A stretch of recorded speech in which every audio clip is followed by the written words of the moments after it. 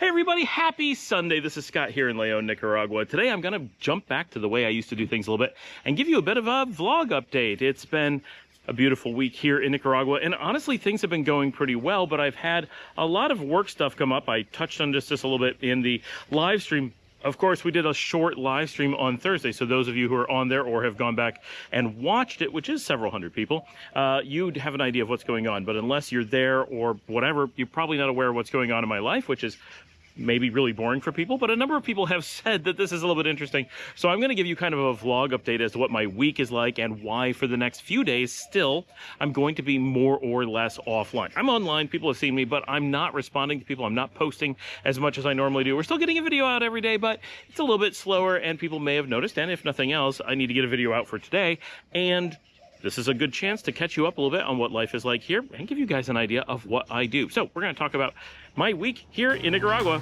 right after the bump.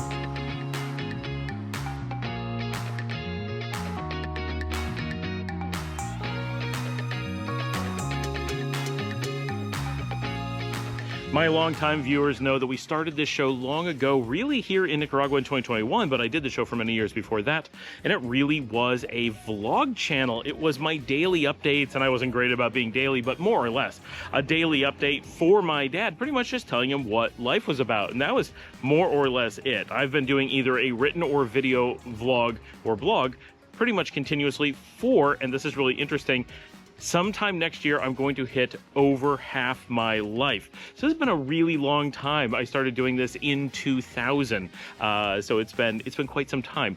And I am turning 50 next year, so somewhere where the 25 year and the 50 year like comes really close to being a perfect overlap. So right about, and it really is within a few weeks of my 50th birthday, I will hit 25 years of vlogging or blogging every single day. Of course, there's been days I missed, but almost every single day. The volume, if you think the volume of videos is crazy, you should see how much written there is. It's absolutely nuts in so many ways. But, okay.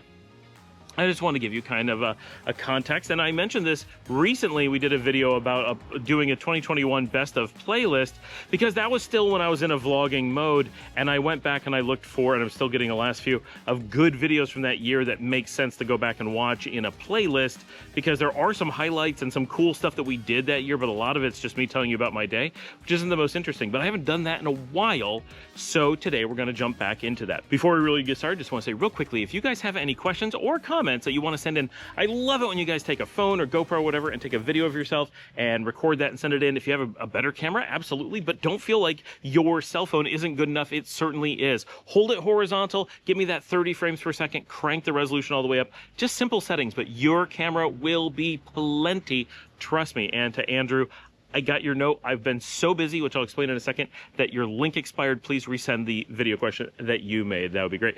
Anyway, so and get in the show notes. Anything you need, including how to send that to me, is in the show notes, but so is how to sponsor this show, how to sponsor our GoFundMe campaigns for Nicaraguans who need medical care or care around medical needs, and so forth, plus our social media and all that, right down there in the show notes. And of course, get in the comments, say hi, and hit a thumbs up while we're thinking of it. And thanks to everyone on the live stream who reminds people on the live stream that we need to do that. All right, so it's Sunday. I'm spending it's Saturday, actually, when I'm recording this, spending my day hanging out with my eldest daughter. She's in my office, and I am working like crazy. I've been working for nearly a full week now doing a sequestered project thing, which I haven't gotten to do in a long time. Now, I don't like why I have to do it, but I do like that I'm doing it. I'm having a lot of fun for the most part. It's a little bit of stress, but not too bad. So it's pretty good. My wife is also under the same kind of project push sort of thing. So she runs our hospitality unit these days directly, something that we tried to have other people run and discovered that we just can't. We have to be a bit more hands-on. So she has been running our hospitality unit. Our hospitality manager is in from Edmonton, Canada, and so they are working together nonstop all day, every day. So she's either out at the beach, running around Leon to do stuff, or heading into Managua to get supplies, one way or another, just non-stop dealing with stuff. So she's basically not coming home for 2 weeks. When she does, it's like run in, run out. They're just staying at the different hospitality units, staying busy there. So that's a lot going on, and it's keeping her really busy. So she's not around. So I'm just able to work and not be like, well, I can't see my wife. She's not here anyway. She's doing the same thing. So we've got like a 1 to 2 week push where we're both just working nonstop. We pass each other when one of us is running through the house or the other. And then I've got the kids. So the kids and I are just hanging out pretty much whenever we get a chance. And they know how busy we are. So they're mostly doing their own thing anyway. But like I said, my daughter Liesel has moved into my office so that she can hang out with me there and the dogs. So we find ways to make it work. And actually, we're getting a lot of time together. And the kids and I have been doing as whenever I finally get done with work late at night, because I'm working full days, right? I'm starting the moment I roll out of bed until about 2, 3 o'clock in the morning, like I used to when I worked in Pittsburgh in 2000, which is exactly the vibe that I'm enjoying so much. But at night, we do take some time most nights and watch Supernatural, which we're just finishing up season 5 of out of 15. We always find a show and binge it together as a family, so we have a lot of fun with that. Anyway, so on Sunday last week, completely by coincidence and thank goodness that I did, I started investigating some modern programming techniques and stuff, because I've been out of programming as a hands-on developer for quite some time. I've been in software development as a field, but mostly as an analyst and a manager for a long time. I do a lot of design, I do a lot of troubleshooting, I do a lot of working with the team all the time, and have for decades. But to actually sit down and be a developer, actually making products and not just doing some little scripts or fixing something, has been quite some time. And there's a real value, a real fulfillment to actually building things yourself with your hands. And it's neat doing it with a team because it's a very social experience. But it's also neat doing it on your own because you can push as hard as you want, and everything you make is yours. Like, you look at it and you're like, this is a thing I made, not a thing that I participated with all these other people making, right? Both are good, trust me. But there is something about just having your own projects. So I was doing some research on Sunday. I was playing around with a couple ideas, mostly because our teams have been busy, and which is good, right? They're making products that are out there in the market, and we have to support customers and stuff. But there's some things that we want, and we're constantly pushing them off and being like, oh, we can't get to it, it's not a priority. And finally, I'm like, you know what? I've got some spare time from time to time, which is a funny thing to say. But in general, once in a while I get some time. I'm like, maybe I could put some things together and actually make some progress. So I started doing this research, which was very, very much kismet.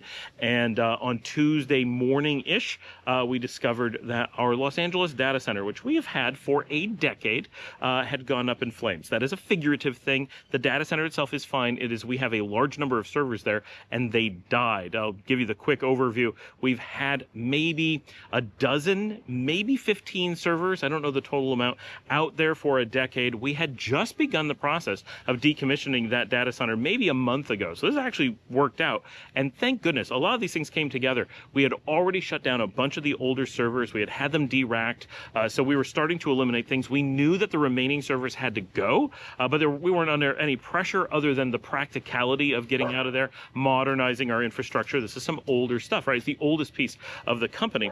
And but we've had a lot of workloads there for a long time. I mean, a lot. We had an entire rack with networking gear, servers, backup systems, you name it, everything is out there. Massive systems.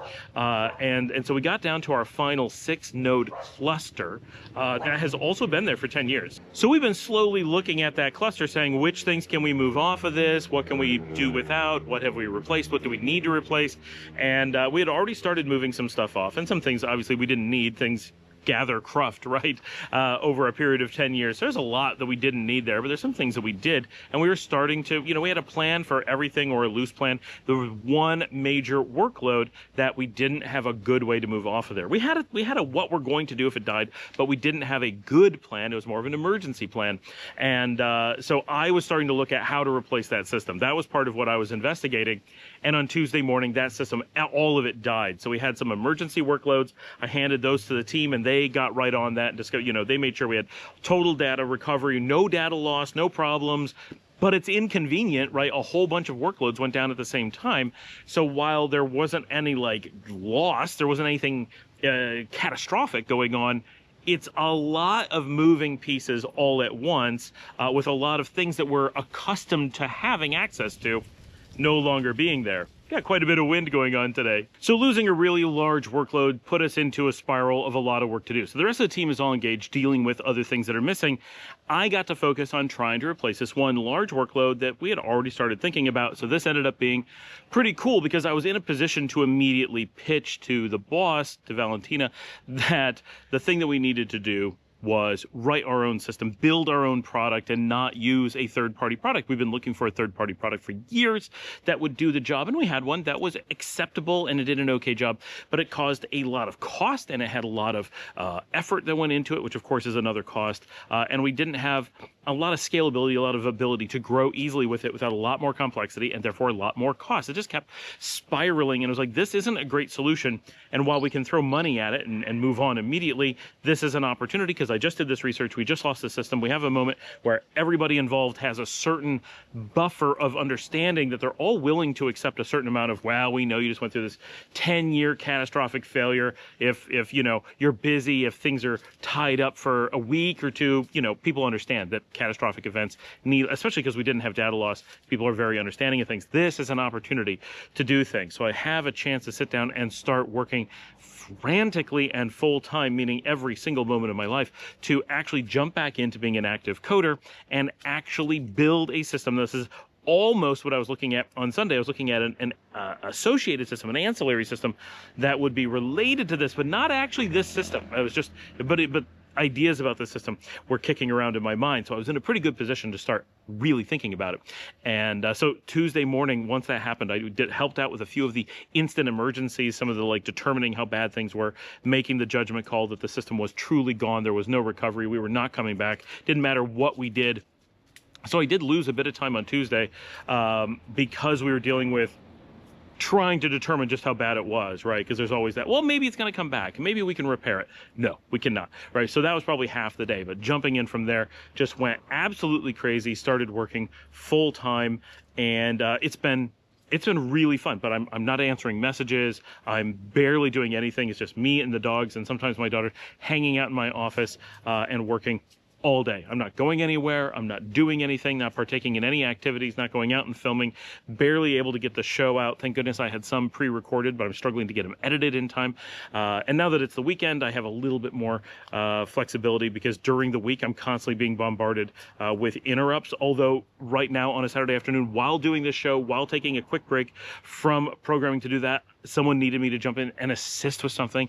So there still are these interrupts, but it's really been enjoyable. I have not written code like this in a really long time. I'm having a blast. It's fun to get to work directly with the databases. To some degree, there's this new technology that I'm getting to play with, but in many ways, things have changed very little since I built some systems kind of related to this, much simpler, 20 years ago, more maybe. And it's neat to go back and be like, oh, look at how we're handling this now compared to back then. And so it's an area of business that I know a lot about. So I'm able to function without having to talk to end users and get feedback. I'm providing that myself. So I'm kind of the end customer and the developer in this case, which is a perfect combination. So I'm really having, for me, this really great just enjoyment of being able to focus and create something. And hopefully, I really hope by Monday or maybe Tuesday, I'm actually going to have something to hand over to my team and say, look, it's not where we were before, but we're basically functional. Let's start logging in and using this and get real feedback. Oh, this works, this doesn't, this is fast, this is slow, whatever. And already what we're seeing is and this is an unbelievable number to say, a thousand-fold increase in performance over the system that we're replacing. We didn't build the system that we're replacing. It's a major commercial product, one of the leaders in the industry, that we're doing fewer things, but we're so much more performant and getting some things even better. And just so many things are working so well. And I really think from putting in some time this week, I think this system's going to be easier for us to maintain than the system we're replacing. There's just so many wins, and this is justifying the years that I've pushed. You got to consider building products instead of buying products so much of the time. There's so much flexibility, so much power, so much freedom when you have your own products. And it's this myth that they're so hard to make, and it's a myth that implementing things that already exist is so easy. Both things are out of whack. It's far easier to build products than people realize, and it is far harder to maintain products you didn't make than people will admit. And so when you start actually evaluating those things, there's a really big advantage to having your own software that you build, that you control, that you can do anything you want, that is customized for your workflow in your business. That stuff goes a long way. People do not think about this. Businesses are so knee-jerk. Well, our management doesn't understand this process, so they won't consider it. So they'll only do this thing that they haven't evaluated. All right, they're scared. It's emotional. But when you get past that into serious business, there's a lot of power to this, boy. So it's been really cool for me from a business perspective, from a personal projects perspective. This is a pet project I've been pitching for years, and it's been on the list. It's just been always something else is always more important, which I totally understand. Finally, nothing else is as important right at the moment. And so getting to prioritize it and focus on it and do nothing else has been, it's been honestly pretty fantastic. So having a really good time with that. But that is where I've been. So a short update today. But I've been since Sunday, I've been kind of focused on it just by coincidence. Sunday and Monday, I was doing this kind of learning thing, like my education time. Tuesday morning, I had this fire that I had to put out, which we really didn't. It just burned to the ground. And then midday Tuesday and on, I have been going just absolutely nuts, trying to learn the programming that I need. I'm programming in a new language I've not worked before, Golang, for those who don't know. Using new frameworks, and I had to learn how to deploy, and we're really polishing this product. So I'm doing a lot of different things, and all of it is super fun, and I'm really seeing amazing progress. And maybe as early as the live stream, I may showcase some of it for you guys so you can see what it is that I've been working on. But it's been good. But that's why I'm really not available anywhere. No one's seeing from me. If you're sending me emails, yeah, at this point I'm actually caught up, but I'm basically not responding to people and so forth. It's been a bit nuts. So thanks for hanging on and putting up with me being a little bit less available than normal. I will be back soon. And of course, we'll keep the videos coming out every day. And remember to join us on Thursdays for that live stream. We did a short one last week. I'm sure it'll be a short one this week. I am tired. I'm trying to spend time with the family whenever I can.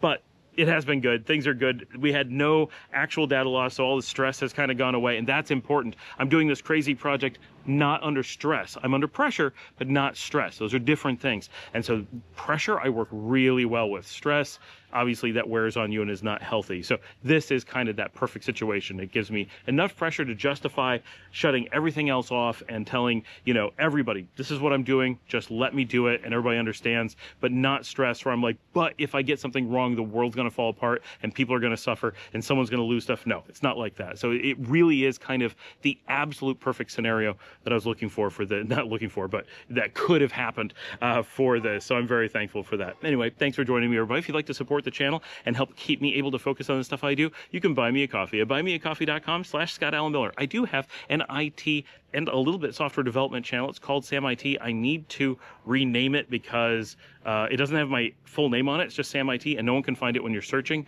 So I need to do something with that. But I do have a channel. The link is in the show notes. If you are interested in finding out about my tech side, go on Amazon and check out my name, Scott Allen Miller. Make sure you're spelling it the way I actually spell it. I have a book on Linux best practices on there that I'm very proud of. A number of people from the channel have bought it. If you ever bring it to me here, I will sign it, obviously. But that would be awesome. But my IT channel on YouTube, just scroll down. I haven't put out a ton recently, but I got some stuff last week. I got an episode coming out tomorrow, so there is content there. Definitely go check it out, and I will see all of you after you give it a thumbs up tomorrow.